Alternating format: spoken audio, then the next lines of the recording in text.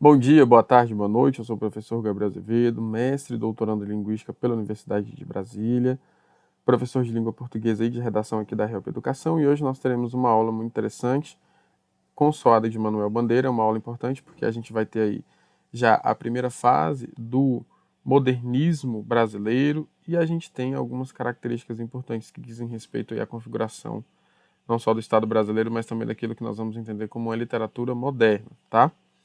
Vejamos aqui o que nós podemos nos desenvolver, tá? Vamos pensar sempre no que fala Antônio Cândido com a sua relação do sujeito do mundo e da obra literária, tá? Esse contexto de análise, ele é indispensável e indissociável, porque se você não entender quem foi o sujeito, qual era o pensamento teórico dele, o que ele tinha como filosofia de vida, quais eram as condições que ele tinha à época, o seu dinheiro, tá? Você não consegue entender aí o que nós vamos perceber, o que nós vamos falar. Então, eu sempre trabalho com os meus alunos uma ideia de apresentar a imagem do sujeito, né? Enquanto eu brinquei com vocês lá no Augusto dos Anjos, que o Augusto dos Anjos ele tinha uma cara de doido, eu acho que em contrapartida o Manuel Bandeira ele já tem uma carinha de que tá te julgando, né? Não sei por que eu tenho essa sensação.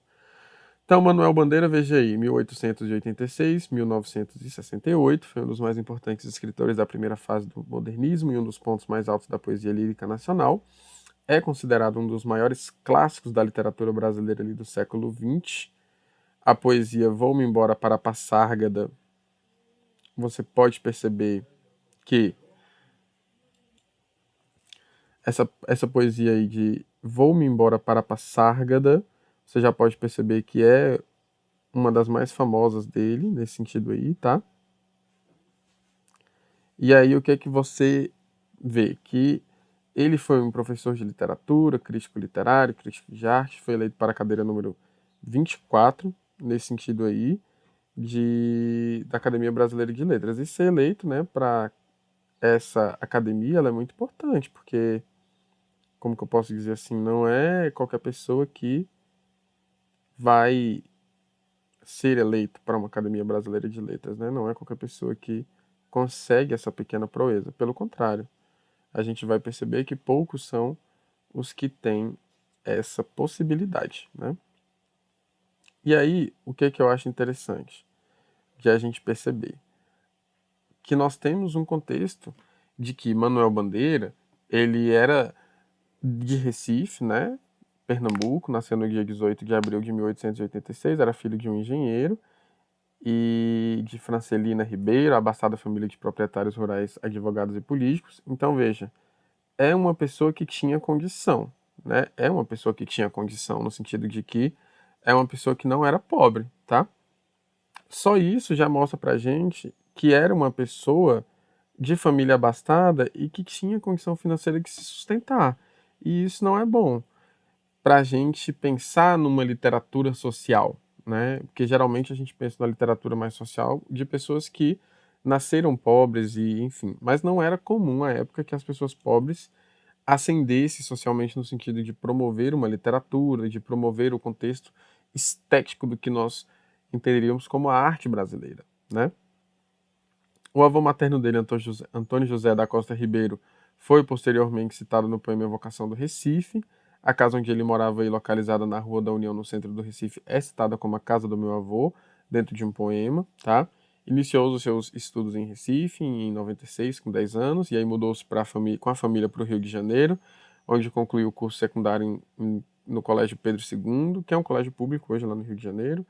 Em 1903 ingressou no curso de arquitetura da Escola Politécnica de São Paulo, mas interrompeu seus estudos para tratar de uma tuberculose.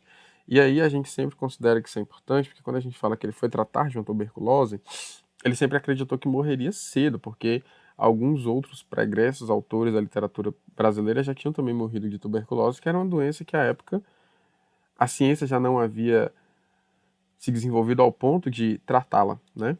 10 anos depois, ainda doente, foi para a Suíça em busca da cura, onde permaneceu durante um ano, de 1913 a 1914, foi quando eliminou definitivamente a doença, né?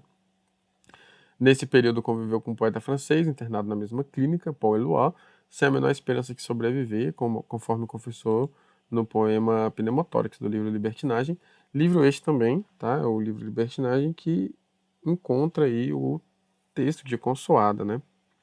Vamos pensar não só na Primeira República e no governo provisório constitucional de Vargas, né? Mas eu quero que a gente pense também aqui numa outra coisa.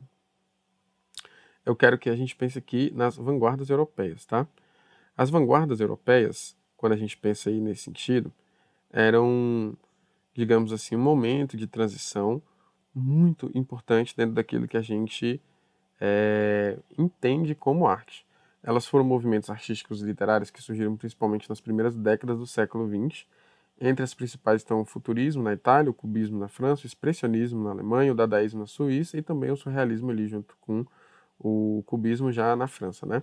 E esses movimentos, eles tinham a ideia de romper com as tradições estabelecidas, né? Explorando novas expressões e contextos artísticos, né? E, bom, é sempre importante a gente trazer, né? O futurismo, eu vou até anotar isso aqui para você. Futurismo surgiu na Itália, tá? E o futurismo, por ter surgido na Itália lá no final do século XX, Filippo Tommaso Marinetti, o nome do artista.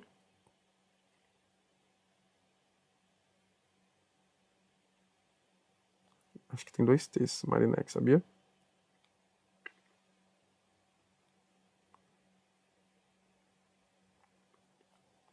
Celebrava a modernidade,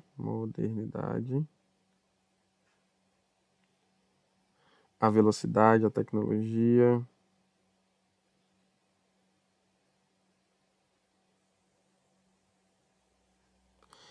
rejeitando e defendendo as destruições das instituições tradicionais, tá?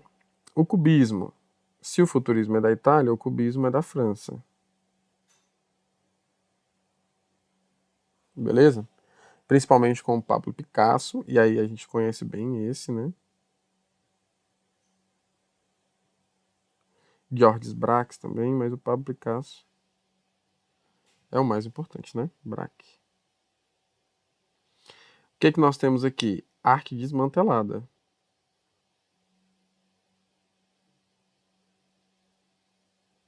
No sentido de que a gente tem as formas geométricas de uma forma assimétrica, ou seja, sem simetria.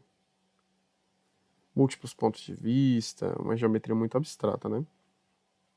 O expressionismo iniciou-se na Alemanha e aí apresentava a realidade subjetiva, emocional.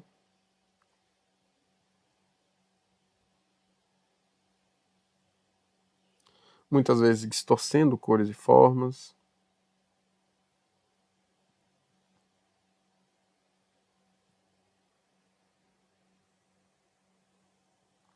Aí a gente tem alguns artistas, né?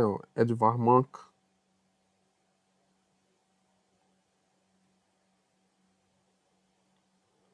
Ernst Ludwig Kirchner, tá?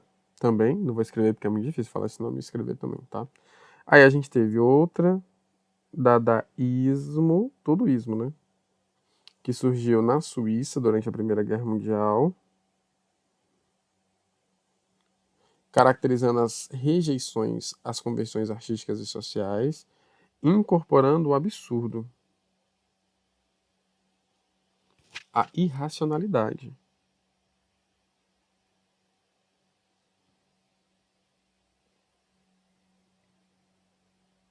Beleza? Tudo isso aí. Aí tem Marcel Duchamp, né? Acho que Duchamp é bem mais conhecido. Duchamp. E também o surrealismo, assim como o cubismo, né? Ele foi surrealismo francês, tá? Originado na França, já na década de 1920, por André Breton,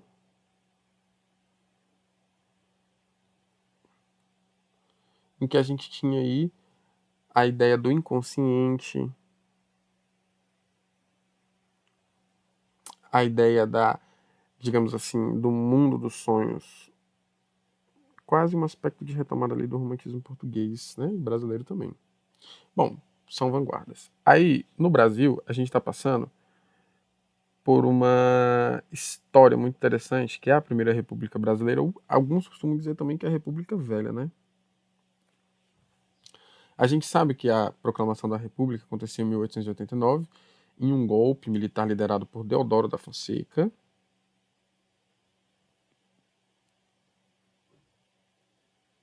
tá? Que derrubou o imperador qual? Dom Pedro II, Dom Pedro II, e proclamou a República Federativa no Brasil. Este foi um período em que a gente tinha ali um domínio político das elites agrárias e cafeicultoras do país, né? Vamos pegar aqui o Brasil. Os meus alunos sempre fingem, sempre brincam dizendo que, como um desenhista, eu sou um excelente professor, mas eu vou tentar aqui arduamente desenhar o Brasil de uma forma não tão feia, tá? Eu vou começar aqui em cima, aqui por baixo.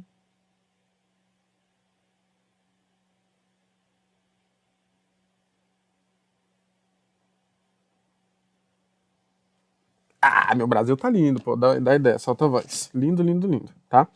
Então vamos supor assim que a gente tinha aqui, né? A gente tem aqui hoje os 5 grandes estados, né? Tipo assim. Aí temos aqui também embaixo, ó. E aqui que tem uma divisinha, né? Mais ou menos. Caraca, lindo meu Brasil, né? Então a gente pensa que em cada um desses pequenos cantos aqui a gente tinha um aspecto de um cafeicultor, uma agricultura, qualquer tipo de informação aí nesse sentido, tá? Aqui também eu vou desenhar aqui. Ah, não ficou branquinho. Deixa eu colocar outra cor. Então, cada uma dessas regiões era dotada de um tipo de pessoa que predominantemente fazia acontecer a política, né? Uma política que tinha muito café e muito leite. Nesse sentido, a gente sabe que os principais estados da República Velha eram São Paulo e Minas Gerais, tá? E a gente sabe que São Paulo fica basicamente, se a gente for pensar em uma geografia, tá? São Paulo se encontra mais ou menos aqui, mais ou menos aqui embaixo, ó. Vou dividir aqui, São Paulo aqui, e vamos colocar, ó, que Minas Gerais fica mais ou menos aqui, tá? Então, o que foi a Primeira República? A Primeira República foi isso, uma modificação entre um sistema de governo em que a gente tinha um grande domínio das elites agrárias e da elite cafeicultora do país, conhecida pela política do café com leite. Ora São Paulo café, ora Minas leite, né? Nessa época a gente tinha o que a gente chama de política dos governadores,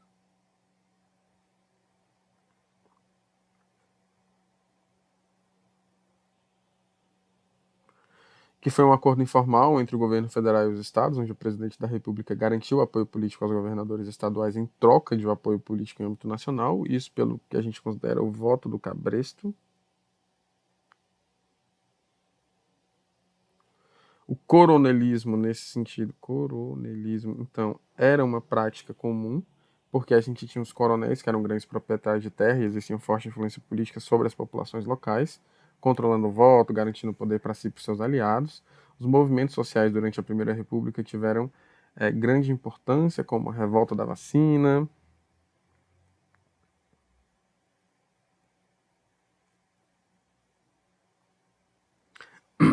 revolta da chibata, revolta da vacina porque não queriam tomar vacina, revolta da chibata, um movimento que aconteceu dentro dos ambientes marítimos, né, da Marinha. A gente teve também a revolta do contestado.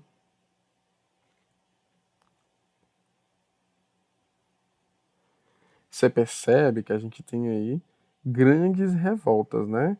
E a revolta do contestado, quando a gente pensa nela, também foi mais uma importante dentro desse contexto. Foi um conflito armado que aconteceu na região ali de Santa Catarina e do Paraná, né? Que fica mais aqui para o sul aqui do Brasil, né? Em que a gente teve uma contestação da Primeira República Brasileira, né? As principais causas foram a disputa pela posse de terra entre os camponeses sem títulos e grandes latifundiários, sempre teve isso. A gente teve a revolta de líderes religiosos messiânicos, como o José Maria, que ganhou alguns seguidores entre os sertanejos e mobilizou as comunidades para resistir às autoridades governamentais e aos interesses dos latifundiários.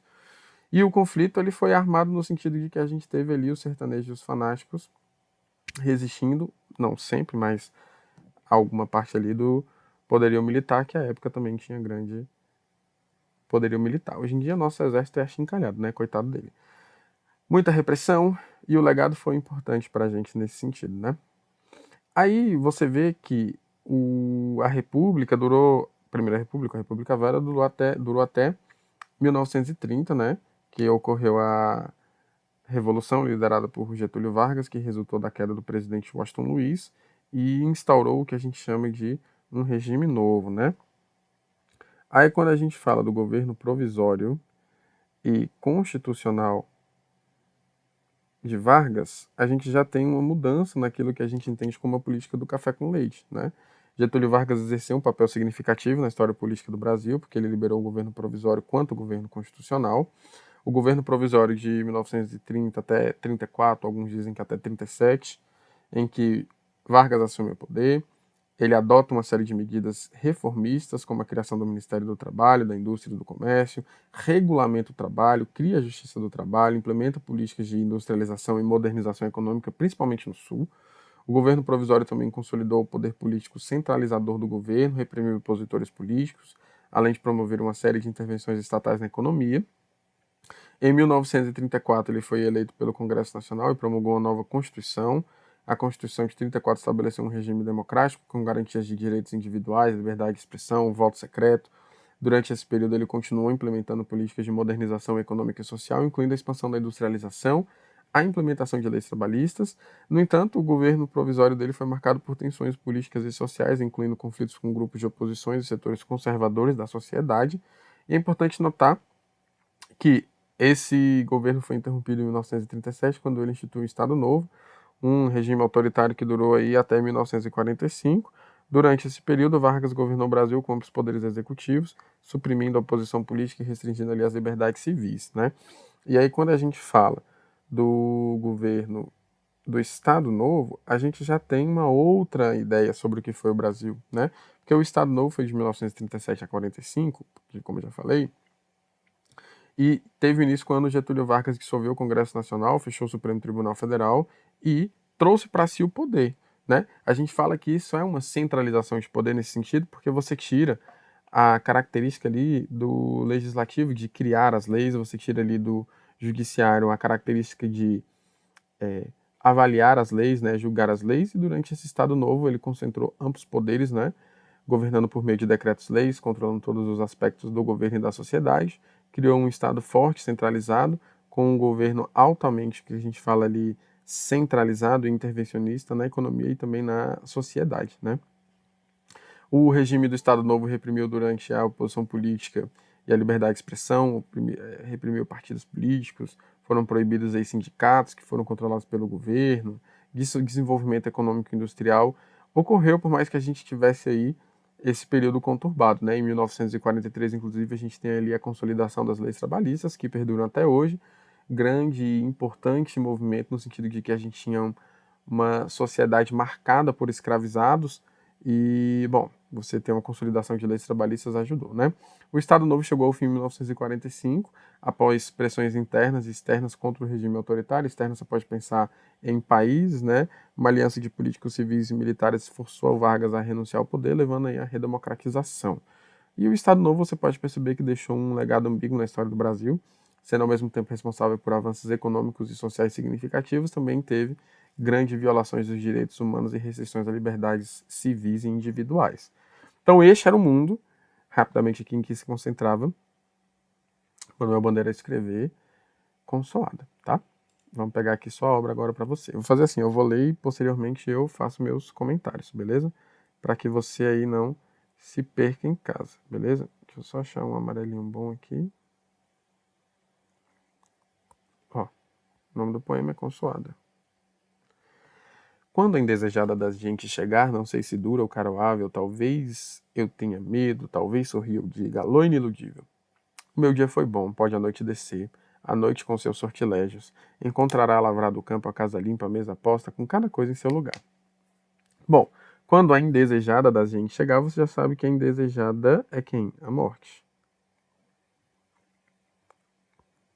Com I maiúsculo, porque a gente está o quê? Personificando. É uma prosopopeia. Não sei se dura ou caroável, a gente tem aqui um paradoxo. Bom, antes da gente entrar nesse aspecto, o que é consoada? É uma janta leve. No sentido de que você vai comer pouco para que você não passe mal de noite e a digestão ela ocorra de uma forma mais tranquila, tá? Bom, talvez eu tenha medo, talvez sorrir eu diga. Talvez ter medo e talvez sorrir, temos outro paradoxo.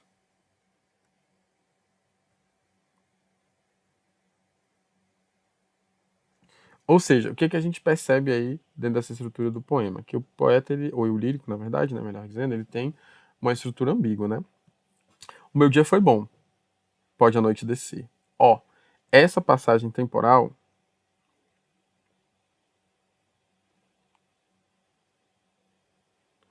é também uma passagem entre a vida versus a morte, tá? É isso que indica pra gente essa passagem aqui. A minha vida foi boa, pode a morte chegar. O meu dia foi bom, pode a noite descer. A noite com seus sortilégios. Bom, se ele está falando aqui, alô iniludível, o que é um iniludível? Aquele que não se pode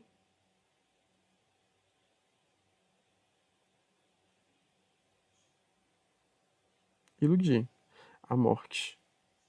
Então a morte ela pode chegar dura, ou ela pode chegar o quê? Afável, amável, amorosa, querida, tá? Nesse sentido aí. A noite com os seus sortilégios, a noite com os seus o quê? Encantos, com as suas magias.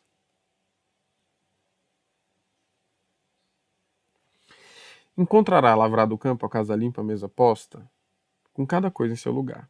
Bom, então veja, esse poema, Consoada, foi publicado no livro chamado Libertinagem, que Manuel Bandeira já tinha a perspectiva de que ele poderia morrer a qualquer momento de tuberculose.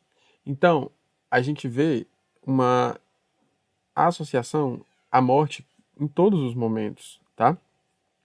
E aí você veja, durante toda a estrutura do poema, a gente tem versos brancos, versos livres, versos brancos pela ausência de rimas, versos livres pela ausência de quantidade de sílabas poéticas, tá? Versos brancos. Então você já veja que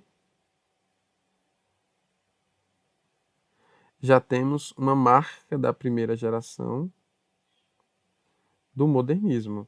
A gente sabe que o modernismo brasileiro, ele tentava principalmente quebrar com essas vanguardas europeias, no sentido de quebrar com esse contexto europeu de fazer arte, mediante aquilo que eles consideravam belo, tá? Porque agora a gente precisa, como uma nação, como um Estado que se desenvolve, como a sociedade brasileira que vai se desenvolver, fazer acontecer aquilo que a gente entende como arte do Brasil, né? A arte, essencialmente, ali, dessas pessoas que dominam, da elite burguesa que domina agora a nova sociedade brasileira, né? Aí você veja, dualidade sempre, né? Não sei se dura, não sei se é amável, talvez eu tenha medo, talvez eu sorria. O meu dia foi bom, pode a noite descer, a noite com seus mistérios, a noite com suas magias, a noite com suas sensações boas. Mas ele vai encontrar, a morte vai encontrar, ela vai encontrar, lavrado o campo, a casa limpa, a mesa posta, com cada coisa em seu lugar. E aí fica o meu recado para você. Você acha que na hora em que você for realizar os seus sonhos, no momento de você perceber se o seu sonho vai se realizar ou não, o seu sonho vai encontrar lavrado o teu campo, a tua casa limpa, a tua mesa posta? Você acha que na hora que você estiver indo lá no listão da UNB, ver o seu nome, o nome que você vai ver, vai encontrar o teu campo lavrado, a tua casa limpa, a tua mesa posta? Você acha que o futuro que te espera, que te aguarda, o seu futuro vai encontrar lavrado o campo, a casa limpa, a mesa posta? Então, sobre o que é esse poema? Esse poema é, sobretudo, sobre a sua preparação, sobre a forma como você encara os seus objetivos, sobre a forma como você encara os seus desafios. Você encara com responsabilidade? Você lavrou teu campo, tu deixou tua casa limpa, tu deixou tua mesa posta? Porque não é só sobre lavrar o campo para a gente plantar. Não é só sobre deixar a nossa casa limpa, a nossa mesa posta. Porque vamos pensar na mesa posta aqui. Toma café da manhã, limpa a mesa. Almoça, limpa a mesa. Toma café da tarde, limpa a mesa. Janta, limpa a mesa.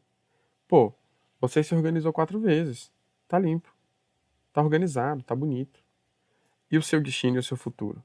Vai encontrar, o seu destino vai te encontrar preparado, o seu futuro vai te encontrar preparada? Torço sempre para que sim. Eu sou o professor Gabriel Azevedo, mestre e doutorando em Linguística pela Universidade de Brasília. Se você gostou deste vídeo, curta, compartilha, comente aqui também para me ajudar. Help Educação, aquela ajuda de que você precisa.